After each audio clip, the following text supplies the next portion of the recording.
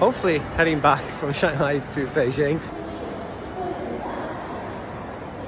I'm running, but my leg is gone. I'm not booking first class anymore because carriage 2 is way down the road when you come through. And again, first class is nice. Space to the end. Got a window into the darkness, so not much to see. Although I might see Shanghai at night. I brought a tablet with me to watch TV.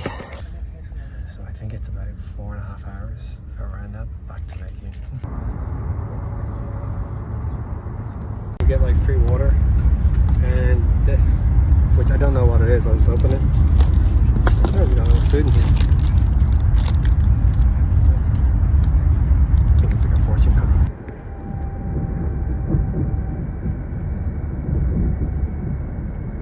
I passed out, but I woke up in time.